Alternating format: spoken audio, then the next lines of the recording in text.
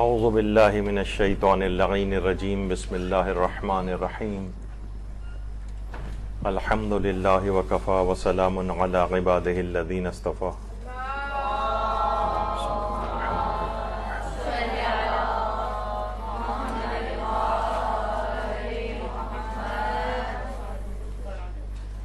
سب سے پہلے تو بہت بہت اس بات کی مبارکباد کہ اتنی مبارک دن ہمارا یہ درس واقع ہو رہا ہے. اگرچہ 9 ربیع الاول کل گزر چکی ہے، لیکن اس کے باوجود آج 10 تاریخ ہے یہاں پر ربیع الاول کی، اور یہ دن بھی عید زہرہ کے اعتبار سے اگرچہ اس کی شہرت زیادہ نہیں ہے، خود علماء نے یہ بات کہی ہے، لیکن اس کے باوجود حضرت زہرہ سلام اللہ علیہا اللہم صلی علی محمد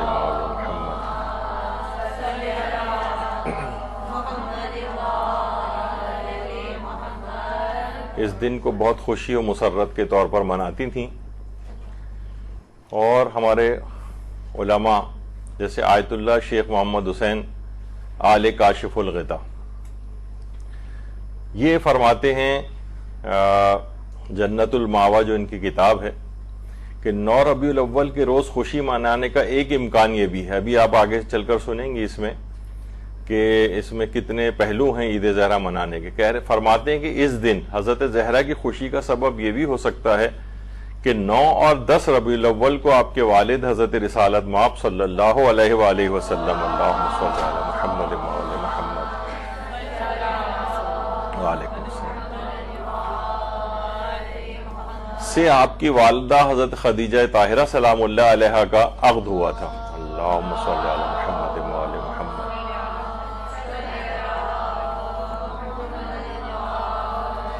اور اس میں بھی یہ شک نہیں ہے کہ حضرت زہرہ ہر سال اس دن اس عظیم شرف و خیر کثیر پر فخر کرتے ہوئے خوشی اور مسرت کا اظہار فرماتی تھیں، اور ہر سال اس دن خوشی کا اظہار کرنا ان کے شیعوں میں بطور میراث باقی رہ گیا. تو بہرحال 9 کا اور 10 کا یہ دونوں خوشی کے ایام ہیں، اور عید زہرہ سے ان کی نسبت دی جاتی ہے. اگرچہ 10 تاریخ کی زیادہ شہرت عوام کے اندر نہیں ہے، لیکن جیسے کہ آیت اللہ شیخ محمد حسین آل کاشف الغطا نے اپنی کتاب جنت الماوا میں اس کا امکان تحریر فرمایا ہے. اور پھر اس دن بہت ساری چیزیں ایسی ہیں جو کہ ابھی آگے چل کر گفتگو میں ذکر بھی ہوں گی، کہ آیت اللہ شیخ محمد حسین آل کاشف الغطا نے اس دن بہت سی چیزیں عوام میں ایسی رائج ہو گئی ہیں کہ جن سے تفرقہ بازی اور فتنہ و فساد کی آگ بھڑکتی ہے، اس سے اس کا رد کیا ہے، جو کہ ہمارے سارے علماء اور مجتہدین اس بات کو سخت ناپسند فرماتے ہیں. ابھی آگے چل کر اس کا بھی گفتگو میں ذکر ہوگا. پوری دنیا کے اندر یہ جو دن ہے جو کل بھی گزرا ہے، اس میں خاص طور پر امام زمانہ علیہ الصلاۃ والسلام کی اللہم صلی علی محمد وآل محمد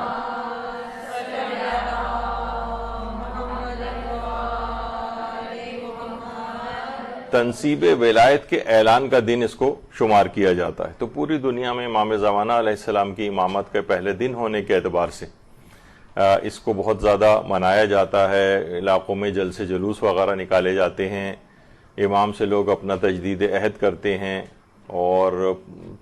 پوری دنیا ہی کے اندر یہ محافل منعقد ہوتی ہیں. خواتین بھی اس کے اندر پارٹیسپیٹ کرتی ہیں، اور لوگ مختلف قسم کے پروگرامز کا انعقاد کرتے ہیں. اس میں خوشی اور اظہار مسرت کیا جاتا ہے، اور شاعری بھی ہوتی ہے، قصیدہ خوانی بھی ہوتی ہے. تمام مومنین بڑے خوشی کا اظہار فرماتے ہیں اس میں، اور مٹھائیاں تقسیم کی جاتی ہیں. خوشی کے اظہار کی تمام چیزیں اور آپشنز کو اڈاپٹ کیا جاتا ہے. اور صرف یہی نہیں، ہمارے عوامی طور پر نہیں، ہمارے وہ بڑے بڑے علماء، مثلا آیت اللہ سید تقی طباطبائی قمی، یعنی بہت بڑے علماء اور مجتہدین میں ان کا شمار ہوتا ہے. یعنی جیسے کہ میں نے اس سے پہلے ایک دفعہ ذکر کیا تھا کہ آیت اللہ خوئی مرحوم نے صرف 3 افراد کو اجازہ اجتہاد دیا تھا، جس میں آیت اللہ سیستانی اور شیخ حسین ہلی کے بعد جو تیسری شخصیت تھی جن کو اجازہ اجتہاد دیا تھا یا اجازہ روایت دیا تھا، وہ یہ آیت اللہ سید تقی طباطبائی قمی تھے. یہ خاص طور پر عید زہرا کے دن بڑی خوشی کا اظہار فرماتے تھے اور اس کی پوری تیاریاں کرتے تھے، خود سے لوگوں کے لیے کھانے وغیرہ بنانا یا خوشی و مسرت کے اظہار کے طور پر ان میں تقسیم کرنا، اس کا کام یہ خود کیا کرتے تھے۔ تو صرف عوامی طور پر نہیں بلکہ خواص میں بھی ہے۔ اور اسی طرح سے ایران میں تو باقاعدہ جو جشن بلوغ منایا جاتا ہے، جشن بلوغ یعنی بچیاں جس دن 9 سال ان کے مکمل ہوتے ہیں اور تو وہ اپنی رجسٹریشن کراتی ہیں، ایک بہت ہی پرشکوہ محفل ترتیب پاتی ہے۔ پچھلے دروس میں نے جشن بلوغ کے سلسلے میں جو یہاں پر کبھی منعقد ہوئے تھے دروس، اس کے اندر کافی تفصیل سے ان چیزوں کا وہ کیا تھا کہ ایران میں یہ چیزیں بڑی خصوصیت کے ساتھ منائی جاتی ہیں۔ تو اس دن کے لیے وہ 9 ربیع الاول کے دن کو چوز کیا جاتا ہے بہت سی جگہوں کے اوپر، کہ بچیاں یعنی 9 ربیع الاول کے روز یعنی جو اس کے ارد گرد یا اسی دن بالغ ہوئی ہیں تو ان کے لیے جشن بلوغ کا اہتمام اس دن کی مناسبت اور عید کے لحاظ سے بھی کیا جاتا ہے۔ اسی طرح سے عید آل محمد کے طور پر سیمینار منعقد ہوتے ہیں، ورکشاپس منعقد ہوتے ہیں جس میں سب چیزیں بیان کی جاتی ہیں، شاعر حضرات شاعری کیا کرتے ہیں، اور کچھ ہمارے علماء ایسے ہیں کہ اس دن کی خاص عظمت کے اظہار کے طور پر، جیسے کہ آیت اللہ امام قانی، آیت اللہ عبداللہ امام قانی، یہ بہت ہی بڑے تنقیح المقال فی علم الرجال کے نام سے جو ان کی کتاب بہت ہی مشہور ہے، اور میرات الرشاد کے نام سے جو ہے ان کا ایک وصیت نامہ بہت مشہور ہے۔ تو ان کی جو ایک اور کتاب ہے مخزن المعانی، اس میں انہوں نے باقاعدہ اس چیز کو لکھا ہے کہ ان کے متعلق یہ بات آئی ہے کہ یہ اپنے اس کام کو جو یہ کر رہے تھے کتابوں وغیرہ کی تالیف کا بھی، تو وہ 9 ربیع الاول کی رات کو انہوں نے اور تمام کام جو ہے اپنے موقوف کر دیے تھے، اور اپنے آپ کو اپنے اہل و عیال کے ساتھ، جیسے کہ اس کے اندر آتا بھی ہے، ابھی آگے چل کر بھی ذکر کریں گے ہم، کہ اپنے اہل و عیال کے ساتھ انسان وقت گزارے، ان کے ساتھ خوشی و مسرت کا اظہار کرے۔ تو انہوں نے اپنے تمام اس کتاب کے اندر یہ بات موجود ہے کہ اپنے تمام کام کو یہ روک دیا کرتے تھے، اور اس رات کو جو ایک عظیم ترین یہ رات ہے 9 ربیع الاول کی رات، اس میں اپنے اہل و عیال کے ساتھ جو ہے وہ مصروف ہو جاتے تھے، اور خوشیوں میں ان کے ساتھ خوشی کا اظہار کرتے تھے، اور تمام کاموں کو موقوف کر دیا کرتے تھے۔ آیت اللہ شیخ عبداللہ امام قانی۔ اسی طرح سے میرزا قمی، مرزا ابو القاسم قمی، جو بھی آپ میں سے زیارات کے لیے ایران گیا ہے تو اس نے دیکھا ہوگا کہ وہاں پہ قبرستان شیخہ کے نام سے ہے، جو کہ حرم معصومہ قم سلام اللہ علیہ، اللہم صلی علی محمد و آل محمد۔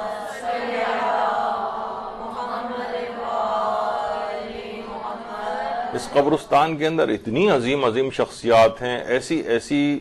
شخصیات ہیں، اس میں ایک مرزا ابو القاسم قمی بھی ہیں۔ اکثر اس قبرستان کا تذکرہ میری ذاتی طور پر بڑی عقیدت ہے اس قبرستان سے، اور مرزا قمی کے متعلق تو یہاں تک ملتا ہے کتابوں میں کہ مختلف علماء وغیرہ تک کے افراد کے خواب میں آئے اور کہا کہ لوگ اگر صرف میری قبر پہ بھی آ کر اپنی حاجات کو طلب کریں تو میں ان کی تمام حاجات کو قبول کروا دوں، لیکن کیونکہ اس میں استخفاف ہوتا ہے معصوم قوم کا اور امام رضا علیہ السلام کا، اس وجہ سے میں اس کام کو نہیں کرتا۔ ورنہ یہ کوئی مشکل نہیں کہ جتنے بھی لوگ یہاں پر اپنی حاجات لے کر آتے ہیں وہ فقط معصوم قوم تو چھوڑیے، امام رضا کی عظمت تو چھوڑیے، تو بہت زیادہ بلند ہے، یہ ان کے غلاموں کا غلام بھی تمام لوگوں کی حاجات کو قبول کروا سکتا ہے۔ یہ مرزا ابو القاسم قمی، اللہم صلی علی محمد و آل محمد۔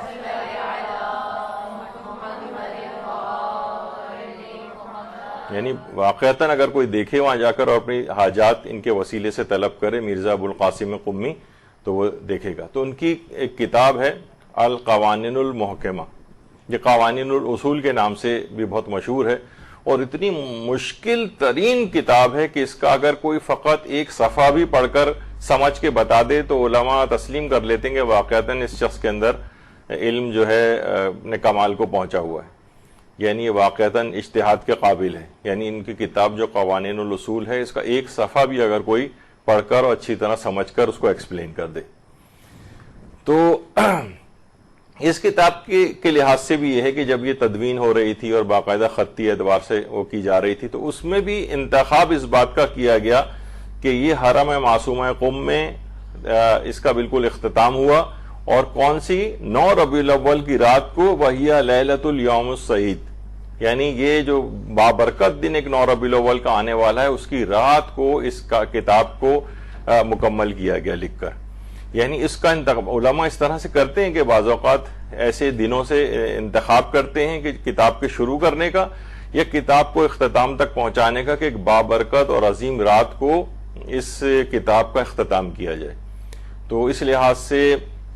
یہ جو اتنی عظیم ترین کتاب اس کی لکھی گئی ہے، اصول فقہ کے موضوع پر نامی اس کا ہے قوانین الاصول، تو اس کا اختتام اسی بابرکت رات پہ کیا گیا۔ یعنی میں سب آپ کو چیزیں بتا رہا ہوں کہ کس طرح سے علماء اس 9 ربیع الاول کی رات کو اور دن کو کتنا بابرکت اور عظیم سمجھتے ہیں۔ تو اس لحاظ سے اچھا، اس موضوع پر کتابیں بھی لکھی گئی ہیں۔ اس کی جو خاص ایک روایت ہے احمد ابن اسحاق قمی کی، اس پہ علماء اپنے آرٹیکلز لکھتے ہیں، کتابیں تک اس موضوع کے اوپر تحریر کی گئی ہیں، تو اس کی امپورٹنس کے اعتبار سے۔ اور اس کے علاوہ آیت اللہ سید محمد صادق صدر، یہ بھی اپنے جو نماز جمعہ کے خطبات ہوتے تھے اس کے اندر بھی بہت سارے اس کے شبہات کے جوابات دیتے تھے عید زہرا کے سلسلے میں۔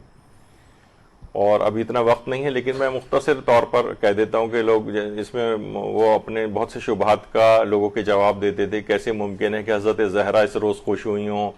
اور وہ تو اس وقت دار آخرت میں ہیں، تو کوئی دار دنیا میں تو نہیں ہے، ان کی خوشی کیا معنی ہے رکھتی ہے؟ تو اس پہ پھر انہوں نے مختلف دلائل دیتے اور آیت اللہ سید محمد صادق صدر نے اپنے نماز جمعہ کے جو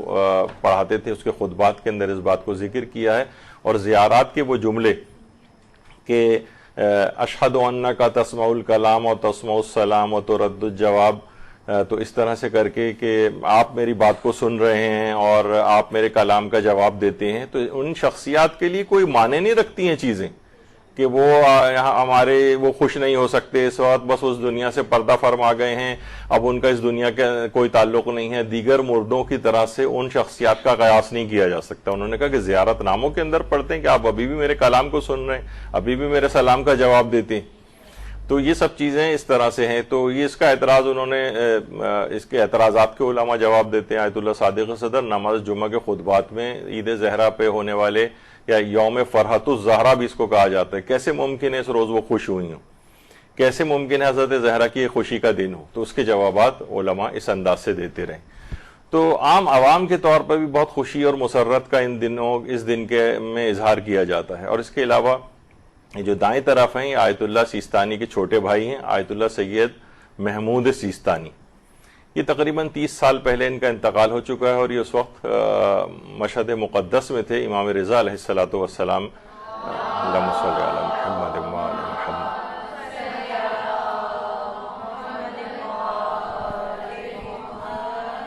آیت اللہ سیستانی کے یہ چھوٹے بھائی ہیں، آیت اللہ سیستانی ان سے بڑے ہیں، لیکن یہ بہت ہی یہ خود مجتہد اور فقیہ تھے، اور اتنی ایسی شخصیت تھی ان کی بچپن سے لے کر اور بزرگ ہونے تک،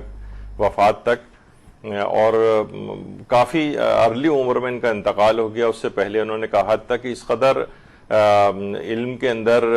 راسخ تھے کہ خود آیت اللہ کوئی مرحوم نے اپنی ہیئت استفتاء کے اندر ان کو رکھا ہوا تھا۔ تو ایک بہت بڑا ایک کلاس سے پوسٹ ہوتی ہے مجتہد کے پاس کہ ہیئت استفتاء کے اندر، یعنی علمی لحاظ سے اس قدر بلند ہوتے ہیں وہ افراد، تو ان کو اس کے اندر رکھا جاتا ہے۔ تو خود آیت اللہ سیستانی کی جو بھائی ہیں آیت اللہ سید محمود سیستانی، جن کا انتقال ہو چکا ہے، ان کا ایک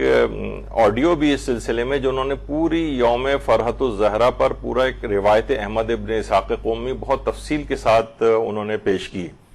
اتنا وقت ہمارے پاس نہیں تھا، وہ ہمیں دیر سے موصول ہوئی، لیکن اس کو ترجمے کے ساتھ کچھ دنوں کے اندر انشاءاللہ ہم اپلوڈ کر دیں گے کہ خود آیت اللہ سید محمود سیستانی، آیت اللہ سیستانی کے اپنے بھائی جو خود فقیہ تھے، انہوں نے یہ عید زہرا کی جو روایت ہے احمد ابن اسحاق قمی کی، اس کو بہت تفصیل کے ساتھ اپنے ایک بیان کے اندر پیش کیا۔ اس زمانے میں ویڈیوز وغیرہ کا بننے کا اتنا وہ نہیں تھا،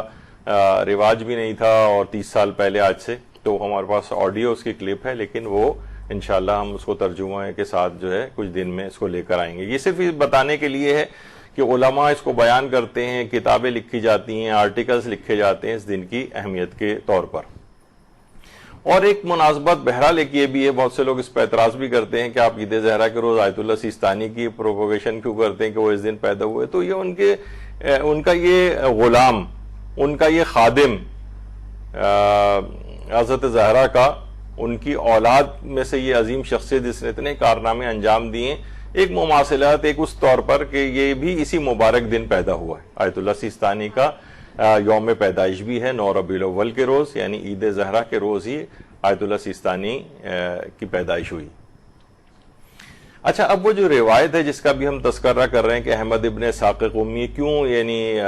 شہرت رکھتی ہے یہ چیز کہ حضرت زہرا کی خوشی کا دن ہے، تو احمد ابن اسحاق قمی جو امام حسن عسکری علیہ الصلوۃ والسلام کے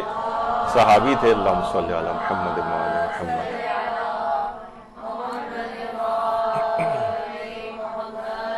فرماتے ہیں کہ میں ربیع الاول کی 9 تاریخ کو امام حسن عسکری کی خدمت میں حاضر ہوا تو میں نے اپنے سید و سردار کو دیکھا کہ انہوں نے اپنے تمام خادمین کو حکم دیا ہے کہ جس کے لیے جو نیا لباس ممکن ہو وہ زیب تن کر لے، اور امام کے سامنے ایک تنور روشن تھا، یعنی تندور، جس میں امام خود اپنے ہاتھوں سے کھانا پکانے کے لیے لکڑیاں جلا رہے تھے۔ اسحاق نے امام سے کہا، یا ابنا رسول اللہ، میرے آبا و اجداد آپ پر قربان، کیا اہل بیت کے لیے آج کے دن کوئی خوشی تازہ ہوئی ہے؟ امام نے فرمایا، 9 ربیع الاول سے بڑھ کر کون سا دن اہل بیت کے نزدیک حرمت والا ہوگا؟ اور بحار الانوار کے اندر بھی یہ روایت موجود ہے، اس کی 95 جلد میں۔ اسی طرح سے اچھا، اس کی مختلف روایات ہیں، عید زہرا کے حوالے سے مختلف روایات ہیں، اور ان کی وہ شہرت بھی رکھتی ہیں، علماء نے اس کے اوپر عمل بھی کیا، آگے چل کر ہم اس کو ذکر کریں گے۔ اور بعض اوقات کہیں کہیں روایات کے اندر اگر ضعف ہے، لیکن مختلف طریقوں سے روایت اگر نقل ہوئی ہو یا الگ الگ افراد سے، الگ الگ راویوں سے، الگ الگ موقعوں پر، تو اکثر علماء اس بات کے بھی قائل ہیں کہ اس طرح سے بھی روایت کا ضعف دور ہو جاتا ہے۔ بہرحال حذیفہ فرماتے ہیں، حذیفہ یمانی، کہ 9 ربیع الاول کو میں نے اپنے مولا امیر المومنین علیہ السلام کو دیکھا کہ اپنے فرزندوں امام حسن و حسین کو رسول اللہ کے ساتھ دیکھا کہ وہ غذا نوش فرما رہے ہیں، اور پیغمبر اکرم دونوں کے چہروں کو دیکھ کر مسکراتے ہیں اور اپنے بیٹوں سے فرماتے ہیں، کھاؤ تم دونوں کہ آج کا دن مبارک ہے، کیونکہ آج کا دن وہ دن ہے کہ خداوند عالم نے اس دن تمہارے اور تمہارے جد کے دشمن کو پروردگار ہلاک کرے گا اور تمہاری ماں کی دعا کو قبول فرمائے گا۔ کھاؤ کہ آج ہی کے دن کلام خدا تحقق پائے گا۔ علماء فرماتے ہیں یعنی جن کے گھرانے ان کی ظلم کی وجہ سے ویران ہو گئے ہیں، یعنی ان کا انتقام لیا جائے گا۔ کھاؤ، یہی وہ دن ہے کہ مبغوث ترین شخص کی شان و شوکت خاک میں مل جائے گی۔ کھاؤ کہ آج کے دن خداوند عالم تمام دشمنوں کے اعمال کو لائے گا اور ان کو مثل روئی کے اڑا دے گا۔ یعنی خوشی کے اظہار کے طور پر اس دن پیغمبر اکرم بھی اظہار مسرت فرما رہے تھے، اور اس خوشی میں حسن و حسین کو کھانا کھلا رہے تھے، اور ان کو کہہ رہے تھے کہ پروردگار تمہاری ماں کی دعا کو قبول کرے گا اور تمہارے اور تمہارے جد کے دشمن کو بھی ہلاک کرے گا۔ یہ الگ ایک روایت ہے، اور اسی وجہ سے اس کو خوشی کے دن کے طور پر منانے کے لیے آیت اللہ مرزا جواد ملکی تبریزی، امام خمینی کے استاد تھے، ان کی کتاب المراقبات ہے، فرماتے ہیں گراں قدر روایت میں یہ بات آئی ہے۔ بہت سے لوگوں کی پوری کوشش یہ ہے کہ کسی بھی طریقے سے ہر صورت میں بس روایت کو ضعیف یا جھوٹا ثابت کیا جائے، آج کل کے جو ایک سینیریو چل رہا ہے۔ فرماتے ہیں آیت اللہ جواد ملکی تبریزی، عالم عارف، کہ گراں قدر روایت میں یہ بات آئی ہے کہ 9 ربیع الاول کا دن دشمن خدا کی نابودی کا دن ہے، اور یہ دن آل محمد کے تمام پیروکاروں کے لیے خوشی کا دن ہے۔ گراں قدر روایت میں بات آئی ہے، تو اس دن ایک بہت بڑا دشمن خدا، دشمن اہل بیت اس دنیا سے مارا گیا اور قتل ہوا، تو اس کے لحاظ سے بھی ایک خوشی منائی جاتی ہے۔ اور شیخ مفید نے مسار الشیعہ جو ان کی کتاب ہے، اس کے اندر ائمہ کی ولادتوں اور ائمہ کی شہادتوں کے جو واقعات ہیں وہ ہیں، اور دیگر واقعات بھی ہیں، تو اس کے اندر شیخ مفید نے یہ بات لکھی ہے۔ مرزا حسین نوری نے مستدرک الوسائل میں شیخ مفید کی اس کتاب مسار الشیعہ کے حوالے سے نقل کیا کہ شیخ مفید فرماتے تھے کہ 9 ربیع الاول کا دن بہت بڑی عید ہے، بہت بڑی عید، یعنی بہت بڑی خوشی کا دن ہے. رسول اللہ نے بھی اس دن خوشی منائی ہے, جیسے کہ ابھی آپ نے پہلے روایت میں سنا, اور لوگوں کو بھی اس بات کا حکم دیا تھا کہ اس دن کو عید کے طور پر, خوشی کے دن کے طور پر منائیں, یعنی اظہار خوشی و مسرت کریں. تو اس لحاظ سے, اور یہ ان کی جو اوریجنل کتاب ہے مسار الشیعہ, اس کے اندر انہوں نے باقاعدہ اس دن کو عید کبیر کے نام سے, کہ بہت بڑی خوشی کا دن ہے, بہت بڑی عید کا دن ہے, اس لحاظ سے اس کو تعبیر کیا. یہ ان کی اوریجنل کتاب شیخ مفید کی جو ہے خطی نسخے کے اعتبار سے, اس کے اندر اس بات کو, مسار الشیعہ کے اندر اس بات کو بہت بڑی عید کے طور پر شمار کیا. اسی طریقے سے زاد المعاد جو علامہ مجلسی کی کتاب ہے, اس کے اندر بھی اس دن کو عید کے طور پر منانے کی بہت تاکید کی ہے, اور کہا ہے کہ یہ یوم فرحت و سرور, خوشی اور مسرت کا دن ہے. اور آیت اللہ سید محمد حسینی شاہرودی, انہوں نے کتابوں کے حوالے سے نقل کیا ہے بہار الانوار میں مجلسی کے, علامہ مجلسی کے اعتبار سے, کہ اس دن کو عید کا دن شمار کیا ہے. بلکہ فرماتے ہیں کہ ابن طاووس جو ہمارے بہت بڑے عالم گزرے ہیں, انہوں نے فرمایا ہے کہ کتابوں کی تحقیق سے یہ بات پتہ چلتی ہے کہ ان روایات کی بنیاد پر اس دن کے عید ہونے پر دلالت کرتی ہیں. یعنی ایسی بہت ساری روایات موجود ہیں جن میں اس بات کا واضح طور پر اشارہ کیا گیا ہے کہ یہ دن عید اور خوشی اور مسرت کا ہے. اور یہی ابھی جو روایت میں نے کہا نا کہ مختلف حوالوں سے یہ چیز آ رہی ہے, کہ جیسے کہ راوی ہیں وہ فرماتے ہیں کہ ہم لوگ ایک مسئلے میں شک و شبے کا شکار تھے. ہم دونوں احمد ابن اسحاق کے پاس گئے, جو شہر قم میں امام ہادی کی طرف سے وکیل تھے. ان کے گھر پہنچے اور دروازہ کھٹکھٹایا تو معلوم ہوا کہ احمد ابن اسحاق ارکان عید بجا لا رہے ہیں. تو ہمیں بہت تعجب ہوا. ہم نے کہا آج اور عید؟ ہم نے کہا سبحان اللہ, کیا 4 عیدیں جو مشہور ہیں, یعنی عید فطر, عید قربان, عید مباہلہ, عید غدیر, اس کے علاوہ بھی کوئی عید ہے؟ احمد ابن اسحاق نے اپنے امام سے حدیث نقل کی, یعنی وہی جو احمد ابن اسحاق قمی کی عید کے حوالے سے ابھی اپنے روایت اس سے پہلے سنی. تو ہم نے کہا کیا آج کا دن یوم عید ہے؟ تو ابن اسحاق نے کہا ہاں, اور وہ دن 9 ربیع الاول کا دن تھا.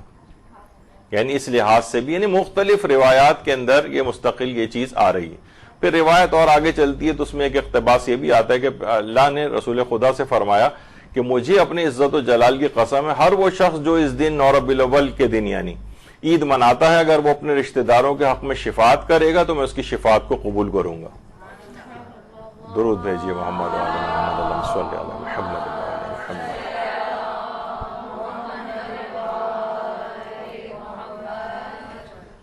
اور لوگ جو عام طور پہ کہتے ہیں کہ بھائی, عام طور پہ ہے, بعض اوقات بہت سے علماء بھی یقیناً ان کا نظریہ اس لحاظ سے نہیں ہوگا, لیکن کہتے ہیں کہ نہیں بھائی امام حسین کو کبھی الوداع نہ کہیں.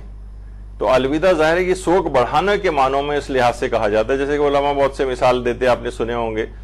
کہ جناب حج و عمرہ سے جو واپس آ رہا ہوتا ہے تو وہ بھی طواف وداع کرتا ہے, وہ یہ نہیں سوچ رہا ہوتا کہ آئندہ کبھی حج و عمرے کے لیے نہیں آؤں گا. ویسے میں نے اپنے کانوں سے ایک صاحب کو سنا تھا, ویسے میں بتا دوں کہ اگر کوئی اس بات کی دعا کرے یا اس بات کا ارادہ کرے بھائی یہ تو اس میں بہت سختیاں ہیں, میں تو اگلے سال نہیں آؤں گا,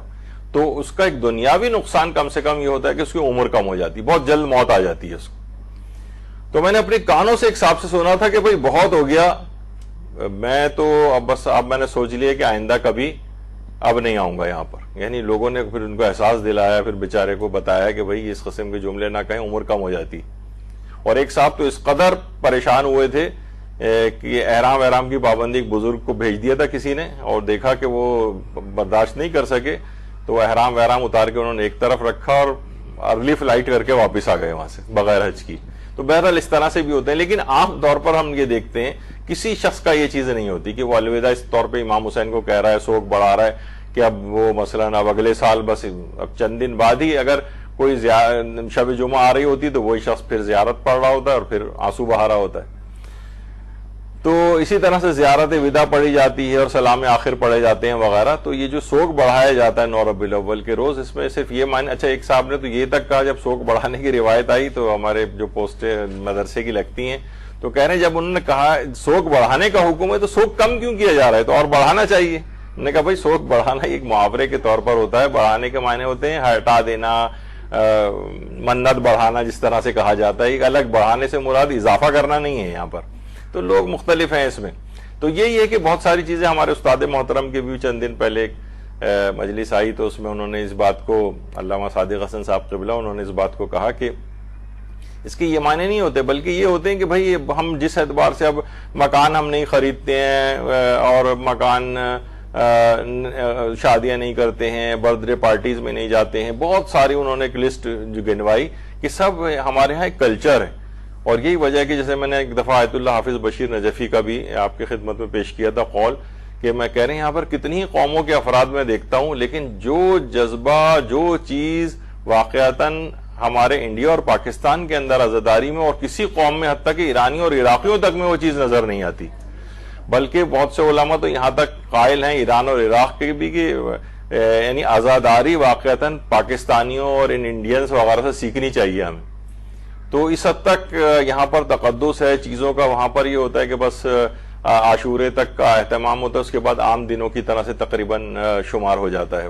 لیکن یہاں پر کیا ہے کہ ہمارے ہاں ایک خاص ایک کلچر ہے ایک، اور اس کو پسندیدہ شمار کیا گیا ہے کہ جب تک ایام اعضا یعنی یہ سوگ بڑھانے کی روایت جو ہے، جب تک ہم ان تمام چیزوں میں ہر وہ چیز، حتیٰ کہ کسی برتھ ڈے پارٹی میں بھی شریک نہیں ہوتے، گھومنے گھمانے بھی نہیں جاتے، سیر و تفریح بھی نہیں کر رہے ہوتے، اور اپنے بچوں کو بھی یہ چیز منتقل کرتے ہیں کہ جب تک کہ سوگ بڑھ نہ جائے، یعنی 8 ربیع الاول آ کے نہ گزر جائے، اور 9 کو ابھی آپ روایات سنیں گے کہ امام نے خود سوگ بڑھانے کا حکم دیا تھا، تب تک ہم اس روایت کو برقرار رکھتے ہیں.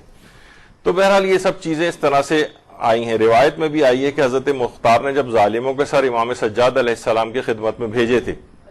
اللہم صلی علی محمد و آل محمد، تو معتبر روایت میں یہ بات آئی ہے کہ ہاشمیات یعنی بنو ہاشم کی خواتین نے سوگ بڑھا دیا تھا، سیاہ لباس اتار دیے تھے اور زینت کی تھی. تو انہوں نے بھی کوئی یہ نہیں کہ امام حسین کو بھلا دیا تھا، معاذ اللہ کہا جاتا کہ نہیں الوداع کسی صورت نہ کہا جائے، الوداع کا لفظ ہی نہ لایا جائے، نہیں یہ کسی اور معنوں میں. اس شدت کے ساتھ ہم عزاداری کا سلسلہ روک دیں گے، کیونکہ ہمیں زندگی کے اپنے کام بھی آگے بڑھانے ہیں، شادیاں بھی کرنی ہیں، مکان بھی خریدنے ہیں، خوشیاں بھی منانی ہیں، جو ایک طور طریقہ ہے، تو اتنی شدت عزاداری میں نہیں ہوگی، یہ مفہوم ہوتا ہے اس کا، نہ کہ امام حسین کو اگلے سال تک الوداع کہہ رہے ہیں. خیر، کیونکہ روایتوں میں آئی ہے، ہمارے امام رضا علیہ الصلوۃ والسلام فرماتے ہیں، ہم صلی علی محمد و آل محمد،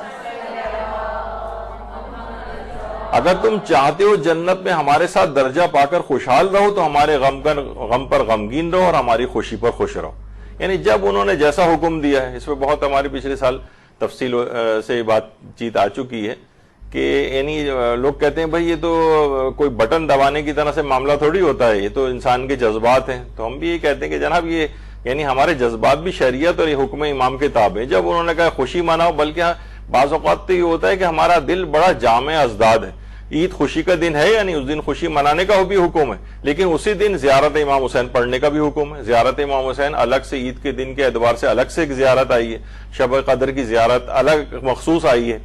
اسی طرح عید کے دن کی الگ سے زیارت آئی. جب امام حسین کی زیارت اس دن پڑھیں گے تو کیا آنکھوں سے آنسو نہیں ہوں گے آپ کے؟ خوشی کا دن بھی ہے اور ایک لحاظ سے ان کی زیارت پڑھتے ہوئے آنکھوں سے آنسو بھی آتے ہیں. ایک دفعہ ہم نے پچھلے درس جو عید زہرا کا ہوا تھا تو اس میں یہ والی مثال پیش کی تھی کہ کسی شخص کی شادی ہو رہی ہوتی تو اس کے لیے خوشی کا دن ہوتا ہے وہ، لیکن اسی دن اپنے مثلاً مرحوم والدین کو یاد کر کے روتا بھی. یعنی یہ دل ہمارا جامع ازداد ہے، 1 منٹ کے اندر اس میں خوشی بھی ہوتی ہے، عین اسی وقت غم مناتے وقت یعنی خوشی منا رہا ہے اسی وقت غم کی بھی کیفیت اس پر آ جاتی. تو بہت ساری چیزیں اس طرح سے ہیں کہ جناب 30 دن جس طرح سے ہم نے روزے رکھے ہوتے ہیں، بعض اوقات اب میدا اور ہر چیز عادی ہو گئی ہے تو ایک اگلے دن اور بھی روزہ رکھنے کو، لیکن کہا جاتا نہیں اگلے دن روزہ رکھنا حرام ہے، بلکہ کچھ نہ کچھ اس دن ضرور کھایا جائے. تو اپنی فطرت کو انسان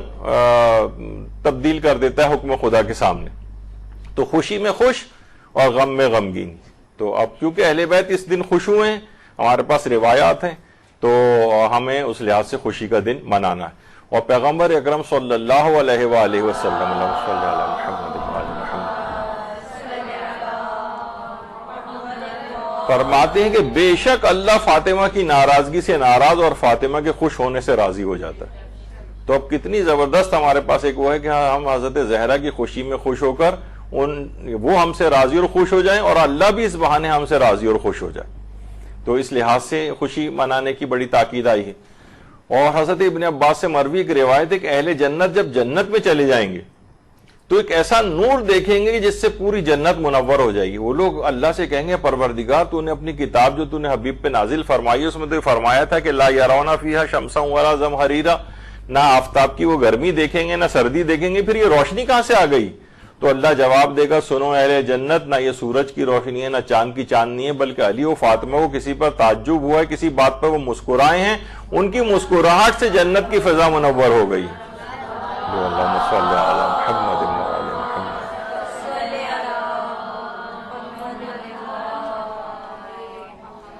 تو یہ روایت جو احمد ابن اسحاق قمی, اس سے پہلے آپ نے وہ سن چکے ہیں پوری روایت, کہ کہا تھا کہ ارے یہ تو 4 عیدیں ہیں, تو یہ ایک اور عید کہاں سے آ گئی؟ تو انہوں نے پھر وہ جو آپ نے ابھی اس سے پہلے سنی تھی یہ کہ یہ جو ہے آج کا دن عید کا دن ہے, اہل بیت اطہار کے لیے سب سے افضل عید شمار ہوتی ہے. تو یہ جو روایت ہے اس کے متعلق آپ کی کیا رائے ہے؟ آیت اللہ سید علی حسینی میلانی, ان سے یہ سوال پوچھا گیا تو انہوں نے جواب میں تحریر فرمایا کہ روایت احمد ابن اسحاق قمی علماء کے نزدیک مقبولہ روایت ہے جس پر علماء نے عمل بھی کیا ہے. یہ دو دیکھیے علماء کے جو جملے ہوتے ہیں مختصر ہوتے ہیں لیکن اس کے پیچھے ایک بڑی ڈیٹیل ہوتی ہے. مثلا مقبولہ روایت انہوں نے کہا ہے کہ بعض اوقات یہ ہوتا ہے کہ روایت کے اندر کوئی ضعف ہوتا ہے, یعنی مثلا کہ کوئی راوی مجہول ہے, کوئی راوی مثلا ناقابل اعتبار بیچ میں آ گیا ہے, لیکن اتنے حوالوں سے وہ روایت آ رہی ہوتی ہے اور علماء میں ایک شہرت کا درجہ رکھ لیتی ہے, اور علماء اس روایت کے مطابق عمل کرتے آئے ہیں. جیسے کہ ابھی آگے چل کر آپ دیکھیں گے عمل علماء کیا کرتے آئے ہیں. مثلا اس دن کے میں جو غسل ہے اس کے استحباب کے اکثر علماء قائل ہیں. موجودہ مراجع اس کو رجاء مطلوبیت کی نیت سے کہتے ہیں, لیکن سابقہ علماء نے اس کو اسی روایت احمد ابن اسحاق کو دلیل بنایا ہے کہ اس لحاظ سے اس کے اعتبار کے اوپر. تو انہوں نے فرمایا کہ یہ مقبولہ روایت ہے. مثلا میں آپ کو اور بتاؤں کہ امام خمینی علیہ الرحمہ نے جو ولایت فقیہ کا نظریہ جس روایت پہ بنایا ہے اس کا نام ہی ہے مقبولہ عمر ابن حنظلہ. عمر ابن حنظلہ کی یعنی مقبولہ روایت ہے, یعنی سند کے اعتبار سے اس کے اندر ضعف ہے لیکن علماء اس پر عمل کرتے آئے ہیں. اس وجہ سے انہوں نے بڑی اہم دلیل کے طور پر اس روایت کو پیش کی, اس کو بھی مقبولہ کہا ہے. اور عمل کے معنی یہی ہیں کہ اپنے اس کے مطابق فتاوے دیے ہیں, ابھی آگے چل کر ان کا ذکر آئے گا. تو اس لحاظ سے اس روایت کی ایک الگ اہمیت ہے. اور یہی مسئلہ آیت اللہ سید محمد صادق روحانی سے بھی یہ بات پوچھی گئی ہے, تو انہوں نے بھی تفصیل سے یہی بات اپنے فتوے کے اندر بیان کی کہ بہت ساری روایات کے اندر یہ بات آئی ہے اور ان کے اوپر اعتماد کیا جاتا ہے. تو اس حوالے سے یہ دن خوشی اور مسرت کا دن ہے. اتنا وقت نہیں ہے کہ اتنی تفصیل کے اندر جائیں کہ فتاوے بہت زیادہ ہے ہمارے پاس آج. اچھا, 9 ربیع الاول کے حوالے سے یعنی علماء میں بھی پہلے تو یہ چیز سن لیں کہ ایک روایت ہے ہمارے پاس, یعنی 9 ربیع الاول کا تو تذکرہ نہیں ہے اس میں,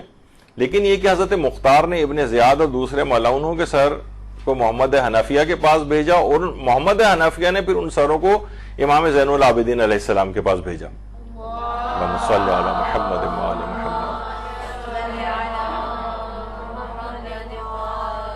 تو امام زین العابدین علیہ السلام سجدے میں گر گئے اور فرمایا سب تعریفیں ہیں اس اللہ کے لیے جس نے مجھ پر لطف فرمایا ہے کہ میں اپنے دشمنوں سے اپنے شہیدوں کے خون کا انتقام دیکھوں اور اللہ تعالیٰ مختار کو جزائے خیر عطا فرمائے. بحر الانوار کی 45ویں جلد کے اندر. اچھا, یہ ایک روایت ہو گئی. اور چھٹے امام نے مختار کے توسط سے عبید اللہ ابن عزاد ملعون اور عمر ابن سعد ملعون کے سروں کو مدینہ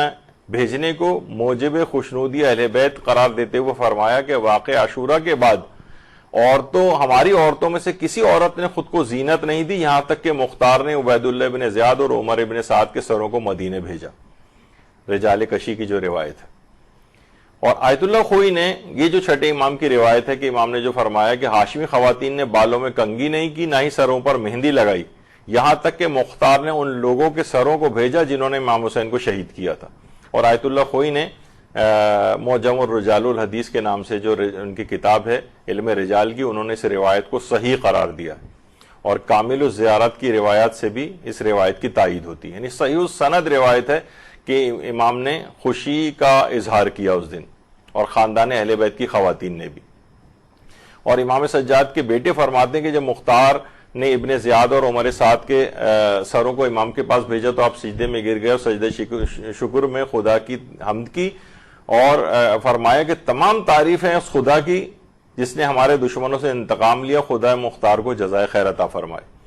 اب جو آیت اللہ سید جعفر مرتضی عاملی وہ یہ فرماتے ہیں، اچھا انہوں نے دونوں باتیں نقل کی، ماہ ربیع الاول کی 9 تاریخ کو عید منانے سے متعلق یہ بات کہی گئی ہے کہ اس دن عمر ابن سعد قتل ہوا ہے، یا پھر اس کا سر امام سجاد کی خدمت اقدس میں کوفے سے مدینے لایا گیا۔ یعنی بہت سے لوگ اس کی تواریخ کے اوپر بھی اعتراض کرتے ہیں کہ یعنی یہ یا وہ لوگ قتل ہوئے تھے اس روز، یا یہ کہ ان کے سروں کو 9 ربیع الاول کے روز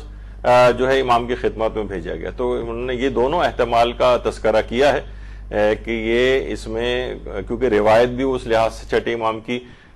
جو ہے معتبر ہے، وہ بھی نقل کی جاتی ہے، پھر مختار نے اسی دن امام نے خوشی و مسرت کا اظہار کیا، تو ان دونوں احتمالات کو یا تو وہ لوگ افراد اس دن قتل ہوئے ہیں، یا یہ کہ ان کے سروں کو امام کی خدمت میں بھیجا اور امام نے خوشی کا اظہار کیا، اور اس کے بعد خاندان اہل بیت کی خواتین نے اپنے سوگ کو ختم کیا۔ یہ دونوں احتمالات ہیں۔ اور یہ بھی فرمایا انہوں نے اپنے ایک استفتاء میں آیت اللہ سید جعفر مرتضی عاملی نے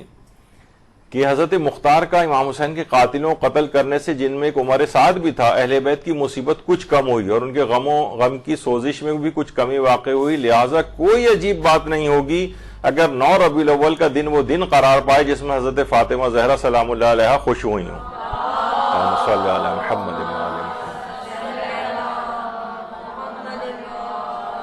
اور اسی وجہ سے اہل بیت نے فرمایا تھا کہ واقع کربلا کے بعد کسی ہاشمی عورت نے آنکھوں میں سرما نہیں لگایا تھا، یہاں تک کہ انہیں امام حسین کے فاسق و فاجر اور ظالموں اور قاتلوں کے قتل ہونے کی خبر نہ مل گئی۔ اور جناب مختار کے قیام میں جس میں عظیم کام ہوا، ان کی کامیابی کی مبارکباد 9 ربیع الاول سے ظاہر ہونا شروع ہو گئی تھیں۔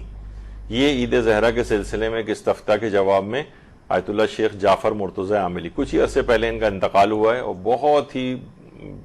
عظیم علمی شخصیت شیعت کی شمار ہوتی ہے، خاص طور پہ تواریخ شبہات کے جوابات اس سلسلے میں ان کی شہرت بہت زیادہ ہے آیت اللہ جعفر مرتضی عاملی کی۔ جبل عامل کا جو علاقہ ہے وہاں سے ان کا تعلق ہے لبنان کے۔ اچھا عاملی ابھی حسن زادہ عاملی کا بھی انتقال ہوا ہے، وہ الف مد زبر آ میم لام چھوٹی ہے عاملی،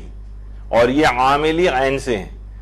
الف مد زبر عامل ایران کا ایک علاقہ ہے عامل، اس کے جو رہنے والے ہیں وہ الف مد زبر عاملی والے کہلاتے ہیں۔ اور جو جبل عامل کا علاقہ ہے جبل عامل، وہاں کے جو افراد ہوتے ہیں وہ عاملی عین سے لکھتے ہیں۔ لوگ سوچتے ہیں الف مد زبر اور عین یہ ایک ہی جیسی چیزیں، نہیں، یہ دو الگ الگ ملکوں کے جگہ ہیں۔ خیر، تو یہ روایت اس طرح سے جو ہے مختار کے سلسلے میں آئی، اور آیت اللہ سیستانی سے بھی ایک استفتاء میں پوچھا گیا کہ کیا پہلی ربیع الاول کا دن یوم فرحت الزہرا ہے، یعنی کیا یہ جائز ہے کہ اس دن خوشی کی محافل منعقد کی جائیں، سیاہ لباس غم اتار دیا جائے اور سوگ بڑھایا جائے؟ تو آیت اللہ سیستانی کا جواب آیا تھا کہ بے شک وہ دن جسے شیعوں میں یوم فرحت الزہرا کا نام دیا جاتا ہے وہ پہلی ربیع الاول کا دن نہیں ہے بلکہ 9 ربیع الاول کا دن ہے، اور یہ دن امام زمانہ کی تنصیب امامت کے اعلان کا دن ہے، یعنی اللہم صلی علی محمد و آل محمد۔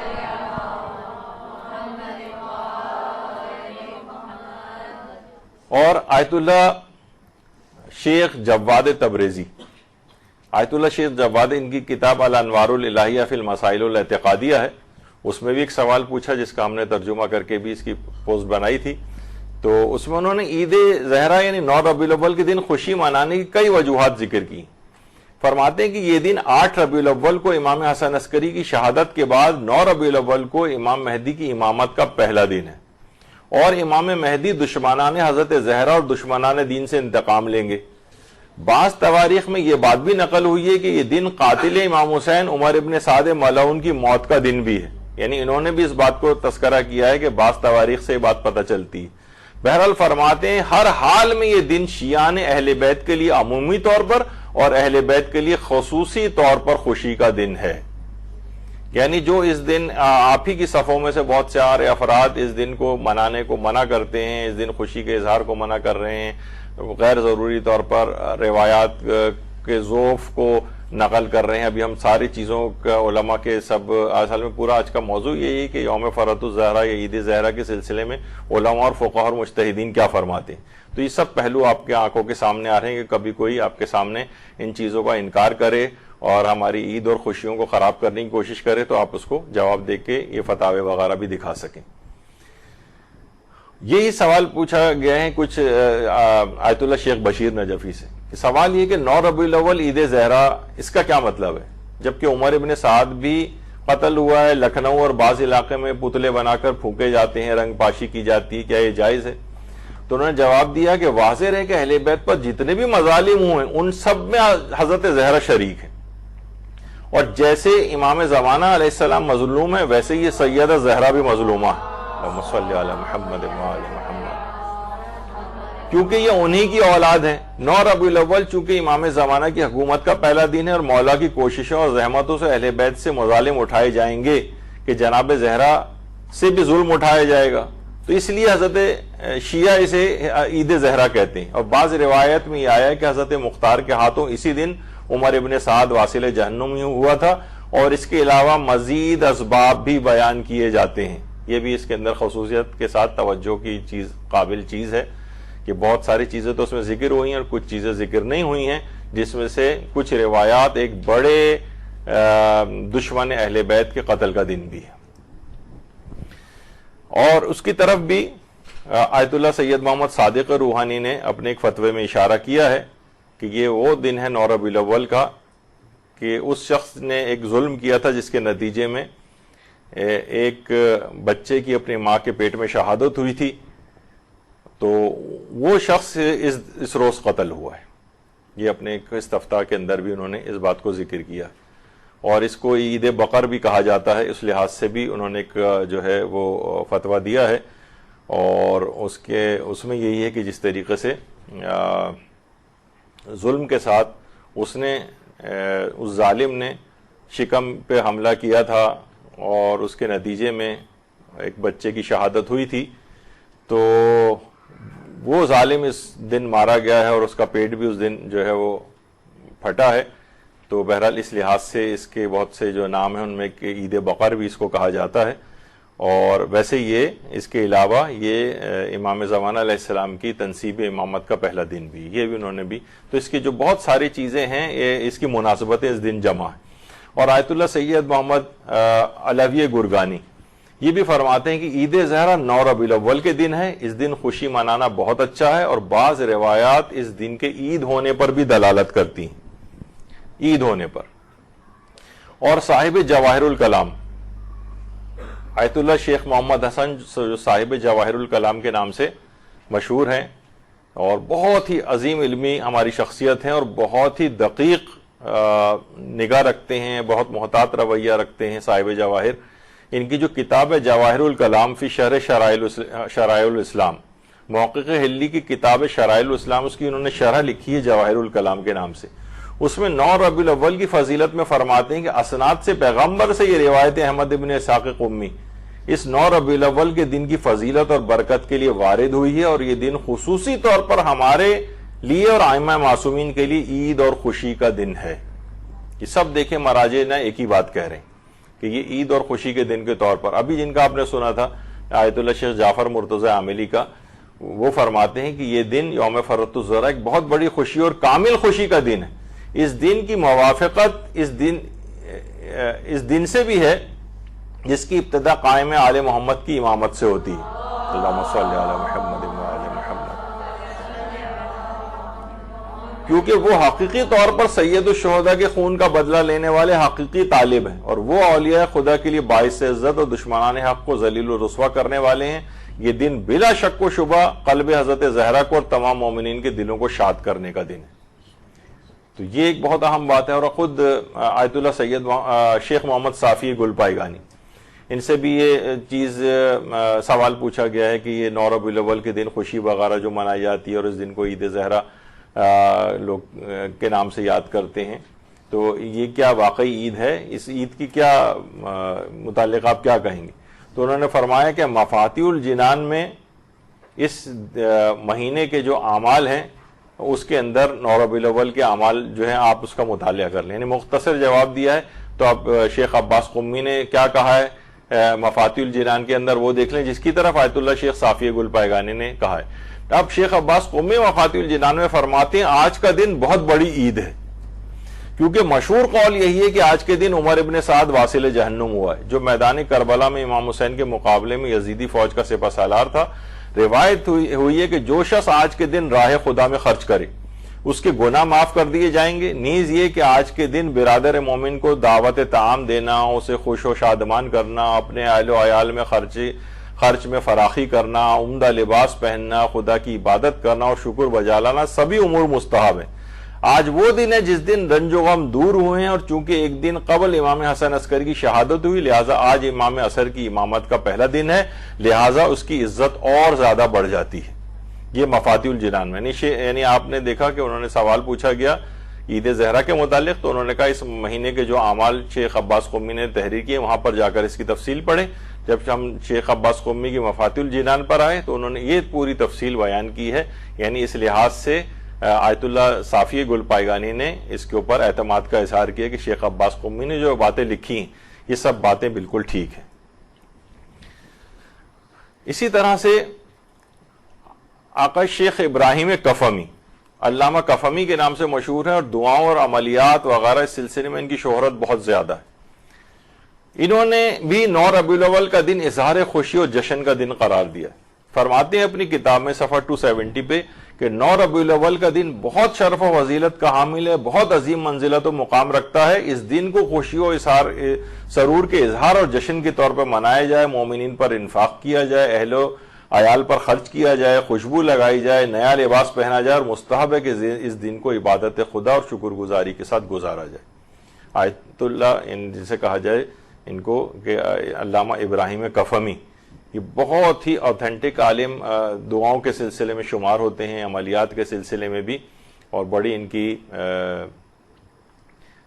زبردست خدمات ہیں۔ مصباح کفمی کے نام سے جو ان کی کتاب ہے جو کہ مشہور ہے،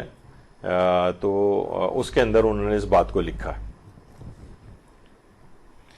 آیت اللہ شیخ یوسف ثانوی، ان کا بھی کچھ ہی عرصے پہلے انتقال ہوا ہے۔ انہوں نے اپنے ایک درس خارج میں یہ بات بیان فرمائی ہے کہ عید زہرا بڑی اسلامی عیدوں میں سے، اس دن اپنے بچوں اور اپنے گھر والوں کو عیدی دیں، نئے نئے کھانوں کا اہتمام کریں، ان کو یہ بات یاد دلائیں کہ 9 ربیع الاول بڑی اسلامی عیدوں میں سے ہے، ان کو یہ بات یاد دلائیں کہ احمد ابن اسحاق قمی نے 9 ربیع الاول کے دن غسل کیا تھا، اور فقہا ان کے اس غسل کو دلیل بناتے ہیں۔ یعنی جو عمل علماء یا عمل اصحاب شمار ہوتا ہے تو روایت کا ذوف جو ہے اس سے دور ہوتا ہے۔ اس سے پہلے جو ہم نے ذکر کیا بعض علماء کا یہ نظریہ ہے